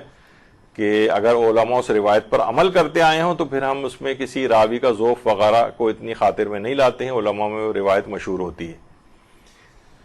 اور 9 ربیع الاول کے دن البتہ جو موجودہ مراجع ہیں ہمارے، جس میں آیت اللہ سیستانی ہیں اور آیت اللہ خامنہئی ہیں، یہ فرماتے ہیں کہ بہرحال اس غسل کو رجاء مطلوبیت کی نیت سے کیا جائے،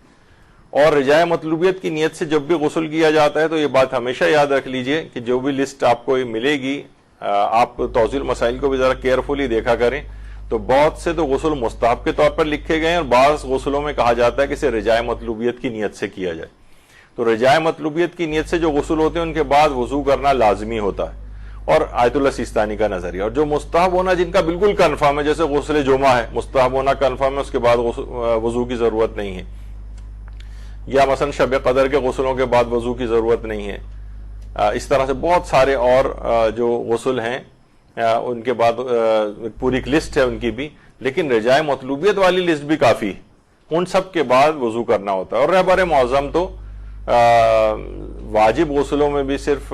غسل جنابت کے بعد جو ہے وہ کہتے ہیں کہ ہر وضو، یعنی وہ مستحب غسلوں میں تو سب میں ہی وہ کہتے ہیں کہ ہر مستحب غسل کے بعد بھی وضو کرنا ضروری ہوگا نمازوں وغیرہ کے لیے۔ جن کاموں کے لیے وضو کرنا ضروری ہوتا ہے تو اس میں غسل کفایت نہیں کرے گا، صرف وہ تو ایک آدھی غسل ان کے نزدیک ہے کہ جس کے بعد وضو کی ضرورت نہیں ہوتی۔ تو بہرحال اور تو یہ والا تو غسل، اس کا تو استحباب بھی ثابت ہے۔ نوروز کا جو غسل ہے اس کا تو استحباب ثابت ہے آیت اللہ خامنہئی کے فتوے میں، لیکن وہ فرماتے ہیں کہ عید زہرا والا جو غسل ہے یہ رجاء مطلوبیت کی نیت سے کیا جائے۔ اور بہار میں یہی ہے کہ اس دن کو یوم عید اور افضل الاعیاد، تمام عیدوں میں سب سے افضل کے الفاظ بھی آئے ہیں۔ البتہ ایک بحث وہ آتی ہے کہ عید شرعی ہونا بہت سی جگہوں پہ ہے کہ عید شرعی ہے یا نہیں ہے. تو بہرحال آپ نے دیکھا کہ علماء اس کے لیے عید کا لفظ بہرحال خوشی و مسرت کا تو کے لحاظ سے اظہار کرتے ہیں، لیکن عید فطر یا عید جو بقرہ عید وغیرہ آپ کے یہاں ہوتی ہے وہ عید شرعی شمار ہوتی ہیں. تو بہرحال یہ یوم فرحت الزہرا کہا جاتا ہے، اور یوم نزع السواد یہ کالے لباس کو اتار دینے والا دن بھی، کہ امام نے اور ہاشمیات نے اس دن کالے لباس کو اتارا تھا، اپنے سوگ کو بڑھایا تھا، اس وجہ سے مومنین بھی اس کے اوپر عمل کرتے ہیں. اور شیخ مفید کا تو بھی اس سے پہلے ذکر ہو گیا، اس کے علاوہ سید رضی الدین ابن طاؤس ہیں، انہوں نے بھی اس کو اظہار مسرت کا دن قرار دیا ہے 9 ربیع الاول کے روز کو. تو اس لحاظ سے ان تمام چیزوں کی اہمیت ہے. اچھا، اب ایک جو یہ تو ابھی آپ نے سنا بہت سارے حوالوں سے کہ ایک بڑے دشمن خدا کی موت کا دن ہے، جس پہ پیغمبر نے اظہار خوشی و مسرت کیا کہ تمہاری ماں کی دعاؤں کو خدا اس دن کو قبول کرے گا. پھر عمر سعد اور عبید اللہ بن زیاد والی خوشی بھی اس دن آ کر شامل ہو گئی ہے. اور تیسری جو خوشی ہے وہ یہی عہد مہدویت کا آغاز ہے. 9 ربیع الاول کے روز امام زمانہ کی ولایت کا پہلا دن. اللہم صلی علی محمد وعلی محمد.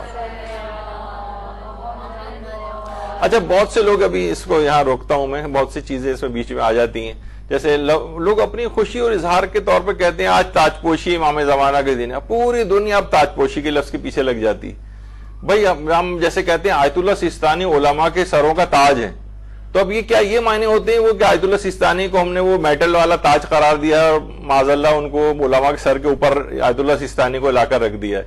یعنی عظمت کا ایک اظہار ہوتا ہے، شان و شوکت کا ایک اظہار ہوتا ہے. اچھا، بہت سارے لوگ ہوتے ہیں کہ وہ اس کا ایک سونے کا ایک تاج بنا بھی لیتے ہیں. لوگ ان پہ اعتراض کرتے ہیں کہ امام زمانہ کو آپ سونے کا تاج پہنائیں گے، اور سونا پہننا تو مرد کے اوپر حرام ہے. تو ان کو یہی کہا جاتا ہے کہ بھائی وہ امام زمانہ کو پہنانے کے لیے نہیں رکھا ہے، یہ ہم نے ایک علامتی اور سمبولک چیز ہوتی ہے. مثلا جیسے ہم کہیں کہ یہ جو ہم تابوت بناتے ہیں، تو آپ کے خیال میں جو 72 تابوت بناتے ہیں، کیا اس کو اس وجہ سے بناتے ہیں کہ معاذ اللہ ثم معاذ اللہ شہدائے کربلا کو اس میں لے جا کے آپ رکھیں گے؟ گہوار علی اصغر علیہ الصلوۃ والسلام کا اس وجہ سے ہم تیار کرواتے ہیں کہ معاذ اللہ اس میں یہ شہزادہ علی اصغر کے لیے ہم بنا رہے ہیں کہ اس میں ان کو لٹائیں گے؟ نہیں ہوتا، ایک سمبولک ہے، یہ ایک علامتی چیز ہے. اسی طریقے سے تاج بھی ایک علامت چیز ہے، اور یہ شان و شوکت کے اظہار کے طور پر ہوتا ہے. پیغمبر اکرم صلی اللہ علیہ وآلہ وسلم بھی فرماتے ہیں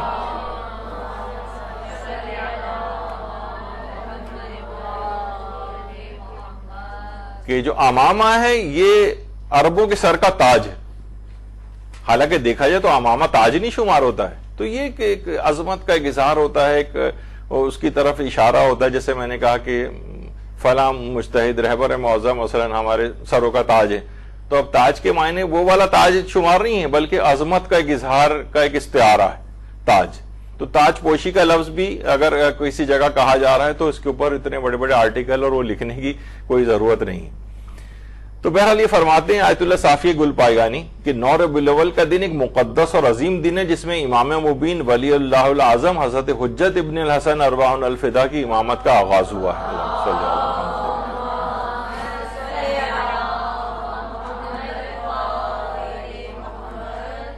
اور آج کا دن اثر مہدوی کے آغاز کا دن ہے. اچھا، بہت سے لوگ کہتے ہیں بھئی یہ کیا، جس وقت امام حسن عسکری کی شہادت ہوئی تھی 8 کو اسی دن ہی امام کا آغاز ہو گیا، تو آپ نے 9 کو کیوں کہا، تو پھر 8 کو کہیے. ارے بھائی یعنی وہ تو دن اس دن امام حسن عسکری موجود تھے. اب یہ جو نیا سورج طلوع ہوا ہے یہ ان کی امامت کا پہلا دن شمار ہوگا. ویسے تو امام ہوتا ہی ہے ان کی موجودگی میں، البتہ وہ اس لحاظ سے حکم نہیں دیتا ہے، اور جن کی امامت چل رہی ہوتی وہی سب ان کا امامت انہی کے احکام وغیرہ کی پیروی ہو رہی ہوتی، لیکن وہ خود بھی اس وقت بھی امام ہوتے ہیں جو دیگر ان کے ساتھ ہوتے ہیں. جس وقت امام حسن موجود تھے تو امام حسین بھی اسی وقت موجود تھے، ان کی بھی اسی طرح سے. لیکن بہرحال اس وقت جو تنصیب ہے امامت کے طور پر وہ امام حسن کی تھی. مثلا اسی طریقے سے امام حسن عسکری کا اس دن جس دن شہادت ہوئی ہے وہ دن امام حسن عسکری کے حوالے سے. اب جو اگلا دن شمار ہوگا جس پر سورج طلوع ہوگا، یہ امامت ہمارے 12ویں امام کی امامت کا پہلا دن ہوگا. تو لوگ ٹائمنگز اور گھڑیاں وغیرہ لے کے بھی بیٹھ جاتے ہیں کہ اتنے ٹائم اور اتنے منٹ پہ تو ان کی امامت شروع ہوئی تھی تو آپ کو 8 سے ہی پھر خوشی منا لینی چاہیے تھی، تو آپ نے اگلے دن کا انتظار کیوں کیا؟ تو یہ ایک ایسا ہے کہ بہت سے ہمارے بوجھ بجکڑ قسم کے جو فلسفی فیس بک وغیرہ اور اس کے اوپر پیدا ہو گئے، سوشل میڈیا پہ ان کے اعتراضات ہیں. تو فرماتے ہیں یہ دن اس زمانے کے لیے سر آغاز ہے دنیا جس کے انتظار میں،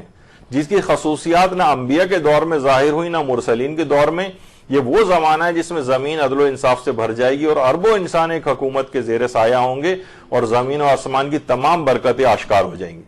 یہ بہت عظمت والا دن ہے 9 ربیع الاول، جو ایک دن پہلے ہی ایک لحاظ سے گزرا ہے، اور واقعتاً اس دن ہمیں اپنے امام کے ساتھ تجدید عہد کرنا چاہیے. ان کی امامت کے دن کا آغاز اس دن سے ہوا ہے اور ہم ان کی امامت کے سائے کے اندر زندگی گزار رہے ہیں. ہر لمحہ اپنے زمانے کے امام کو اس لحاظ سے یاد رکھنے کی ضرورت ہے. اسی وجہ سے اس کو ایران کے اندر تو بہت سی جگہوں پہ اگرچہ کوئی یہ شرعی حکم نہیں ہے اس طرح سے، لیکن لوگ اسے عید بزرگ بیعت امام زمانہ علیہ السلام کے نام سے بھی یاد کرتے ہیں، اور لوگ باقاعدہ اس دن اس بات کا اظہار کرتے ہیں اور اپنے آپ کو کہ ہم ایک لحاظ سے امام زمانہ کی بیعت کرتے ہیں اس دن کہ اب ہم ان کے مطابق جو ہے وہ ساری زندگی اپنی گزاریں گے. تو لوگوں کی یہ خوشی و مسرت کے اظہار کی مختلف صورتیں ہیں، اور یہی وجہ ہے کہ آیت اللہ سعید الحکیم طباطبائی یہ بھی فرماتے ہیں کہ عید زہرا 9 ربیع الاول کا دن امام منتصر کی امامت کا پہلا دن ہے، اور روایات میں یہ بھی آیا ہے کہ اس دن عمر ابن سعد قتل ہوا ہے. اچھا، کچھ آپ نے دیکھا ہوگا کہ علماء کہیں صرف امام زمانہ کی امامت کے پہلے دن کو ذکر کر رہے ہیں، کہیں ایک بڑے دشمن خدا کی موت کا لحاظ سے تذکرہ ہو رہا ہے، کہیں عبید اللہ ابن زیاد اور عمر سعد کے لحاظ سے تذکرہ ہو رہا ہے، کہیں فقط امام زمانہ کے لحاظ سے تذکرہ ہو رہا ہے. تو یہ سب چیزیں کیا ہیں؟ یہ مختلف اس کی مناسبتیں ہیں. اب بہرحال چاہے کوئی بھی مناسبت آپ کے نزدیک ہو، یہ دن ہوگا تو خوشی اور مسرت کا دن قرار پا گیا ہے. اب چاہے کسی کے نزدیک کوئی روایت ضعف ہو، کوئی نہیں ہو، لیکن مجموعی طور پر دیکھیں تو یہ دن خوشی اور مسرت کا دن ہے. اب جس کا جو ذوق ہے اس کے مطابق چاہے وہ عمل کرے، لیکن بہرحال علماء، اور بعض اوقات یہ بھی ہوتا ہے کہ ادوار تقیہ اور وہ اس لحاظ سے وہ ابھی بھی چل رہے ہیں، تو بہت سی چیزیں اس طرح سے بیان بھی نہیں ہوتی. خیر، اچھا، امام زمانہ علیہ السلام دیکھیے وہ فرماتے ہیں کہ میں تمہارے امور زندگی سے غافل نہیں ہوں، نہ میں تمہاری یاد کو بھلانے والا ہوں. تو یہ کیسے ممکن ہے کہ ہم اپنے زمانے کے امام کو فراموش کر دیں، خاص طور پہ وہ دن کہ جس دن امام زمانہ کی تنصیب امامت کے اعلان کا جو پہلا دن ہو. 9 ربیع ابھی پچھلے دن ہی تو گزرا ہے اور آج سمجھے اس لحاظ سے دوسرا دن ہے. تو امام خود فرماتے ہیں کہ میں سلسلے اوصیہ کی آخری کڑی ہوں، اللہ میرے وسیلے سے میرے اہل اور میرے شیعوں سے بلاؤں کو دور کرتا ہے. یہ ہمارے امام زمانہ علیہ السلام ارشاد فرماتے ہیں. اللہم صلی علی محمد وعلی محمد. اچھا، اب یہ ہے کہ یہ ظاہر خوشی کی محفلیں سجائی تو جاتی ہیں، تو اس پہ بھی علماء نے کہا کہ یہ محفلیں ضرور سجائیں. تشکیل جلسات عید زہرا اگر محرمات سے خالی ہوں تو تقرب الہی کا یہ بہترین وسیلہ ہے. آیت اللہ سید محمد صادق روحانی فرماتے ہیں یعنی یہ ان میں کوئی حرام کام نہیں ہونا چاہیے. اب ایسا نہ ہو کہ اس میں گانے اور موسیقی بھی وہ خدا نخواستہ کوئی خوشی کہ بھائی اب تو خوشی کا اظہار ہے وہ شمار کر دیں، مکس گیدرنگ کی محفلیں اس کے اندر شروع ہو جائیں. حرام سے یہ چیزیں خالی ہونی چاہیے جس طرح سے تمام ہر خوشی کی. تو پھر یہ تقرب الہی کا بہترین وسیلہ قرار پائے گی. یعنی یہ جلسات، تشکیل جلسات عید الزہرا، یعنی اس کو یہ بہت بہترین چیز ہے اس قسم کی محافل کا انعقاد کرنا، لیکن اس میں کوئی حرام پہلو نہیں ہونا چاہیے. دوسری چیز، آیت اللہ بہجت سے بھی یہ بات پوچھی گئی تھی کہ حکم شرعی بتائیے کہ کیا ہے کہ لوگ عید زہرا کی 9 ربیع الاول کی مجالس وغیرہ میں جاتے ہیں اور لیکن وہاں جا کر دشمنان اہل بیت پہ لعن و نفرین بھی کرتے ہیں اور مذاق بھی کرتے ہیں، لطیفے بھی وہاں پر سنائے جاتے ہیں، تو اس سلسلے میں آپ کی کیا رائے ہے؟ تو انہوں نے جواب دیا در حد مشروع و عدم احتمال وجود بیگانہ اشکال نہ دارد. یعنی کہہ رہے ہیں کہ حد مشروع یعنی شریعت کی حدود کی پاسداری ہو ان محافل کے اندر، اور عدم احتمال وجود بیگانہ یعنی وہاں پر کوئی نان شیعہ آدمی اس محفل کے اندر موجود نہ ہو، احتمال بھی نہ ہو، یعنی بالکل 100% یقین ہو کہ آپ محبان اہل بیت کے علاوہ وہاں کوئی نہیں ہوگا تو پھر اشکال نہ دار، پھر کوئی حرج نہیں، پھر جا سکتے ہیں اس میں. یعنی اگر اس قسم کا ہو لاؤڈ اسپیکر لگا کے یہ سب باتیں ہو رہی ہوں، لطیفے سنائے جا رہے ہوں، اور یا دشمنان اہل بیت پر تان کیا جا رہا ہو اور علاقے کے اندر ایک خلفشار شروع ہو جائے، فساد فتنہ کی کیفیت طاری ہو جائے، تو پھر جائز نہیں ہوگا. یا کوئی حرام اور پہلو کوئی آ جائے تو یعنی مختصر سا جملہ ہے کہ در حد مشروع یعنی شرعی حدود کی پاسداری ہونی چاہیے. وہ عدم احتمال وجود بیگانہ، ایک آدمی بھی ایسا نہیں ہونا چاہیے کہ جو آپ کے عقیدے سے ہٹ کر ہو، تو ایسی محافل وہاں پہ جانا صحیح ہے، لیکن ادروائز پھر صحیح نہیں رہے گا، پھر یہ اس کے خلاف وہ چیز ہو جائے گی. تو وہ یہی جیسے کہ انہوں نے فرمایا کہ حد شرعی میں ہو اور اغیار کے وہاں پر موجود ہونے کا احتمال بھی نہ ہو تو کوئی حرج نہیں، یعنی کوئی وہاں پر اور اس لحاظ سے نہیں ہونا چاہیے. اور یہاں تک بھی آیت اللہ بہجت اپنے ایک اور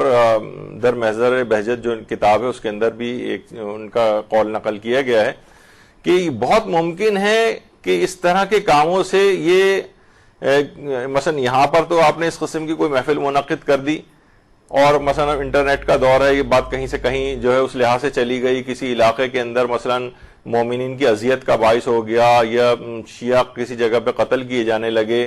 یعنی کسی اور ملک میں یا کسی اور شہر میں جہاں پہ وہ ان کی تعداد اتنی زیادہ نہیں ہے،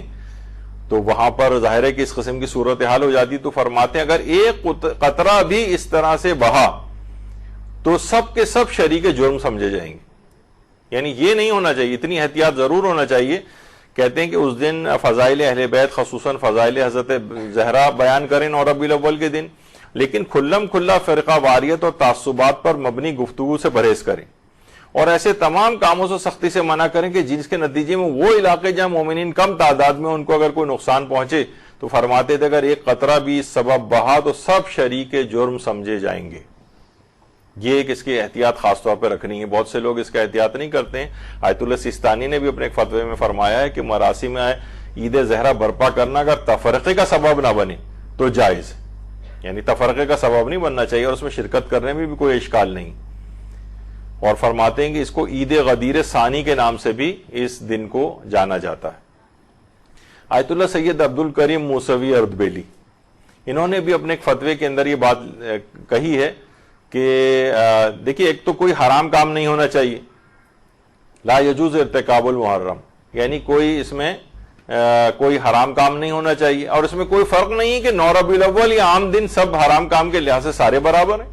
عام دنوں میں بھی نہیں ہونا چاہیے، 9 ربیع الاول کو بھی نہیں ہونا چاہیے. اور ان تمام اعمال بھی انجام دینے ایسے جائز نہیں ہیں جو شیعوں کی بدنامی کا باعث بنے یا تکفیر کا باعث بنے. لوگ کہیں گے کہ دیکھو یہ فلاں عمل کر رہے ہیں، اس کی بنا پر یہ لوگ کافر ہیں، یا مسلمان فرقوں میں شدید اختلاف کا باعث بن جائیں وہ چیزیں، پھر یہ کام جائز نہیں ہوں گے. یعنی یہ والی چیز کی احتیاط بہت زیادہ رکھنی ہے. عام طور پہ مومنین ان چیزوں کی احتیاط نہیں رکھتے ہیں مراسم عید زہرا کو انجام دیتے وقت، تو فتنہ و فساد کی آگ بھڑکنے لگتی ہے. جیسے کہ آپ نے دیکھا کہ وہ پیٹ پھاڑنے والا اور پتلے بنانے والا اور وہ سب کچھ جو ہے یہ علماء نے اس لحاظ سے اس کو، اب تو خیری چیزیں ختم بھی ہو گئی ہیں ہر جگہ سے کیونکہ یہ علماء کی بڑی شدت کے ساتھ اس پہ اعتراضات آئے. آیت اللہ ناصر مکارم شیرازی بھی فرماتے ہیں کہ یہ امام زمانہ کی امامت کا پہلا دن ہے، ہم اس دن جشن مناتے ہیں اور یہ دن یوم فرحت الزہرا کے نام سے مشہور ہے. اور تولا اور تبرہ یہ تو ارکان مذہب ہیں ہمارے. اور اس میں ایک حدیث ہے، حدیث رفع القلم، یعنی اس دن قلم اٹھا لیا جاتا ہے، یعنی لوگ جو گناہ بھی کریں تو گناہ نہیں لکھا جائے گا. تو اس ایسی جو روایت ہے اس کے مفہوم کچھ اور ہیں. یعنی اس کو یہ نہ کہیں کہ بھائی کیونکہ آج قلم اٹھا لیا جا رہا ہے ہمارا کوئی گناہ نہیں لکھا جا رہا تو ہم ایسا کرتے ہیں کہ اس دن گناہ کرتے ہیں. جیسے کوئی کہے کہ بھائی جو وہ ہے جس دن انسان حج کر لیتا ہے، حج اس کا مکمل ہو جاتا ہے، اس دن وہ بالکل پاک و پاکیزہ ہو جاتا ہے. اور حج کے سلسلے میں بھی بات آئی ہیں کہ ربیع الثانی کی غالباً 10 یا 20 تاریخ تک کا تذکرہ ہے حج سے لے کر، اس میں حاجی کا کوئی گناہ نہیں لکھا جاتا. اس کے معنی ہوتے ہیں کہ بہت سے گناہ ویسے ہی عادتاً ہو جاتے ہیں، اس سے غفلت اس کی ہو جاتی ہے تو وہ گناہ نہیں لکھے جاتے. یا اس دن کا شرف اور فضیلت یہ ہے کہ اگر اس دن کسی سے بے خیالی میں کوئی گناہ ہو جائے تو اس دن وہ معاف ہو جائے گا. اس کے یہ معنی نہیں کہ رفع القلم سے مراد یہ کہ قلم اٹھا لیے جاتے ہیں تو اس دن ہم اچھا قلم اٹھا لیے گئے تو آج ایسا کرتے ہیں فلاں فلاں گناہ کرتے ہیں.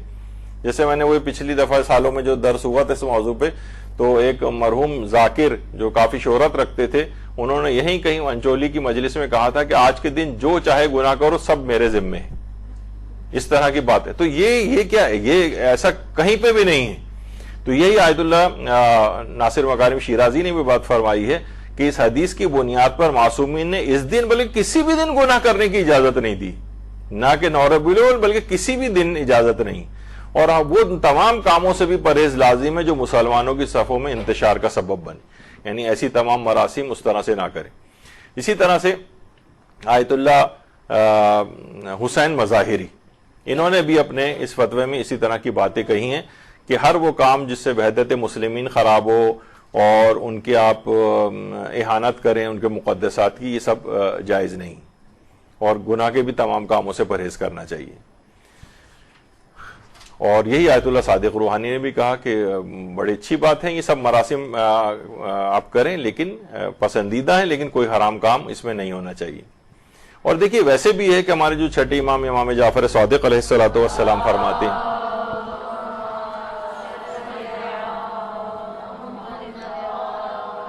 کہ جب کسی شخص کو خدا کوئی نعمت عطا کرتا ہے اور وہ بجائے شکر کے گانے بجانے کا اہتمام کرتا ہے، دراصل وہ خدا کی ناشکری کر رہا ہے، وہ کفران نعمت کر رہا ہے۔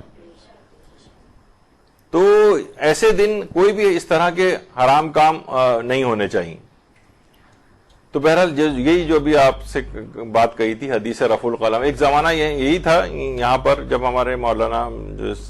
سرپرست اعلیٰ ہیں مدرسۃ القائم کے مولانا شیخ غلام علی وزیری نجفی صاحب قبلہ آج کل علالت کی وجہ سے یہاں پر نہیں آ رہے ہیں اور آپ لوگ محروم ہیں ان سے، لیکن یہ کہ وہ جب یہاں پر آئے تھے اور انہوں نے یہ سب منکرات ہوتے ہوئے یہاں پر دیکھے تھے کہ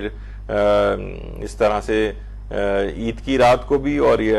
8 ربیع الاول کی رات سے ہی یہاں پر جو چیزیں شروع ہو جاتی تھیں اور چوڑیوں کے سٹال لگتے تھے اور خواتین نامحرموں کے ہاتھ میں ہاتھ دے کے اور جو چوڑیاں وغیرہ پہنتی تھیں، سب چیزیں مولانا نے یہاں پر ختم کروائیں۔ تو انسان اگر گناہوں کے خلاف اس طرح سے کھڑا ہو جائے اور منکرات جو ہو رہے ہوں نہ کہ ہم جب یہ نہیں، اچھا لوگ کیا کرتے ہیں کہ ان چیزوں کو جو یہ منکرات پھیلے ہوتے ہیں سے بیس بنا کے کہتے ہیں اس دن کو ہی نہ منایا جائے،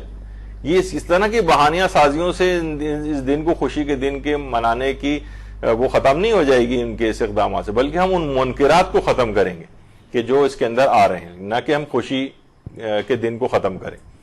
تو بہرحال یہی آیت اللہ علوی گرگانی نے بھی یہ بات کہی کہ خوشی کے دن ناشائستہ اور حرام کاموں سے جو قلب اہل بیت کو غمزدہ کریں ان سب سے اجتناب کرنا ہے، اور کسی بھی حالت میں ائمہ کے توسل سے غافل نہ ہو، یعنی کہ چھٹی کا دن نہیں ہے، یہ ائمہ سے مزید قریب ہو جانے کا دن ہے، یہ مزید ان سے متوسل ہونے کا دن ہے، نہ کہ کسی گناہ سے کے قریب جانے کا دن۔ اور یہی آیت اللہ صافی گل پائگانی نے اور بھی یہی والی باتیں اس میں بھی کہی۔ تو بہرحال آیت اللہ کاظم طباطبائی یزدی جن کی کتاب العروۃ الوثقی بہت مشہور ہے، اس میں وہ تو اس دن کے نہ صرف عید منانے کے لحاظ سے بلکہ اس دن کے غسل کو بھی مستحب قرار دیتے تھے۔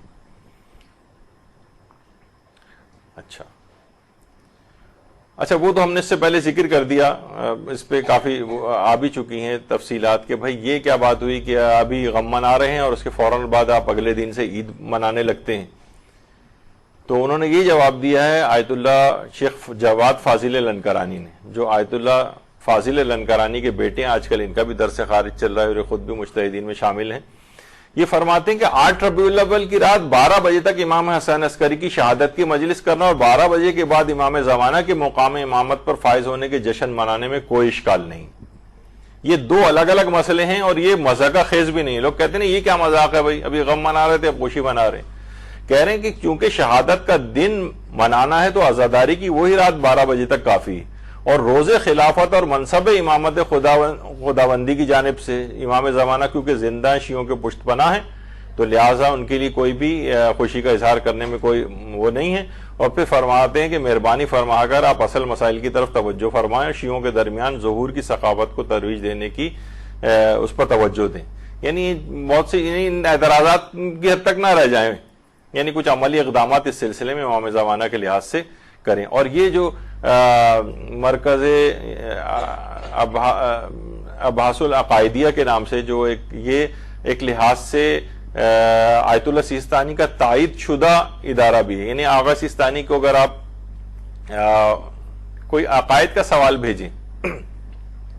تو وہ کہتے ہیں کہ یہ عقائد.com سے رجوع کریں آپ کو کوئی سوال بھی پوچھنا ہے. یہ معنی نہیں کہ آقا سیستانی کا فتویٰ سمجھا جائے گا اس کو, یہ نہیں ہے اس کے معنی, لیکن وہ کہتے ہیں کہ یہ معتمد ادارہ ہے, یہاں سے جو جواب آئیں گے اس پہ اعتماد کا اظہار کیا, اگرچہ وہ چیز آقا سیستانی کی رائے شمار نہیں ہوگی. تو سوال میں ہے کہ کیا ممکن ہے کہ مسلمان شیعہ ایک دن ایسے عید منائے جس کے اگلے ہی دن ایک دن امام کی شہادت واقعی ہوئی ہو, اس کے اگلے دن وہ عید منا رہے ہوں. یہ بات جانتے ہوئے کہ امام حسن عسکری کی شہادت کا غم ممکن ہے 10 دن تک جاری رہے, ہمارے لیے ضروری کہ ہم اپنے امام کی شہادت کا غم کم سے کم 3 دن تو جاری رکھیں. تو کیا یہ باتیں اس بات کا جواز بن سکتی ہیں ہم اس دن فرد الزہرا کے نام سے جو مشہور ہے 9 ربیع الاول کو خوشی نہ منائیں, کہ بھائی 3 دن تو غم منانا چاہیے نا امام کا, ابھی 8 کو شہادت ہوئی اور ہم فوراً اگلے دن خوشی منا رہے ہیں. تو وہاں سے جواب آیا, یہ بڑے بڑے علماء اس کا جواب دیتے ہیں, فرماتے سال میں ہمارے عقیدے کے مطابق کچھ خوشی کے ایسے ایام ہیں کہ جن کے فوراً بعد غم کے ایام آ جاتے ہیں,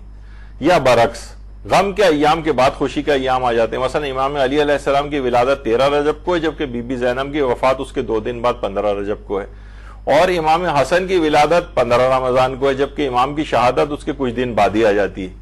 امام محمد تقی کی شہادت ماہ ذی القعدہ کے آخر میں, اور پہلی ذی الحجہ کو امام علی علیہ السلام بی بی فاطمہ کا عقد ہے,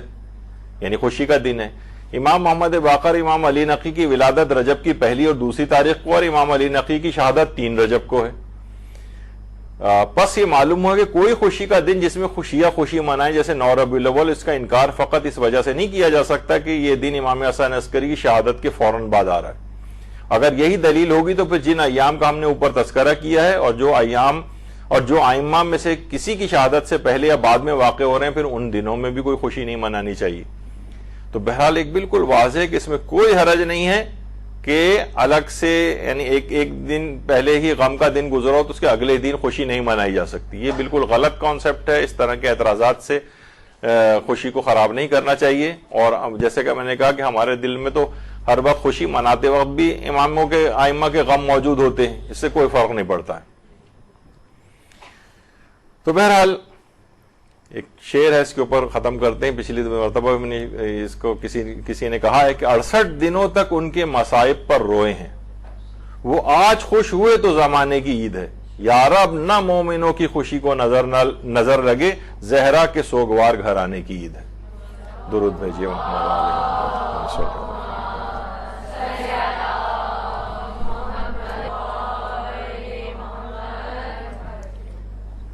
تو بہرحال آپ نے دیکھا کہ ہم نے صرف بیسیکلی فوکس اس میں یہی کیا تھا کہ علماء اور مجتہدین اور جو ہمارے مراجع ہیں ان کے سلسلے میں علماء و فقہا کے نظریات کیا ہیں, صرف اس پہ فوکس کیا تھا. بہت ساری چیزوں کو ہم نظر انداز کرتے ہوئے گزرے ہیں. اچھا, کیونکہ یہ دن ایک دن پہلے ہی گزرا ہے اور بڑی اہمیت کا حامل ہے, تو بہت سارے جو کہ سب سے پہلی جو چیز اس کے اندر ہے, اس میں تھوڑی سی گفتگو ابھی جو اگلی ہماری نشست ہوگی جو مولانا ہاشم عباس زیدی صاحب قبلہ اسی سے خطاب فرمائیں گے, تو اس میں ایک پہلو جو خاص طور پر آج 10 ربیع الاول کے لحاظ سے ہے کہ عقد رسول خدا اور حضرت خدیجہ طاہرہ سلام اللہ علیہا صلی علی محمد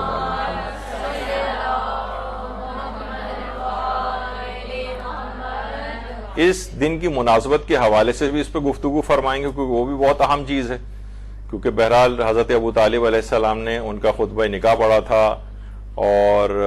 اس کی ایک پوری ایک تفصیل ہے بہت ہی بابرکت. انشاءاللہ امید ہے کہ شاید مولانا اس سلسلے میں بھی کچھ خطاب فرمائیں گے. تو یہ آج ہماری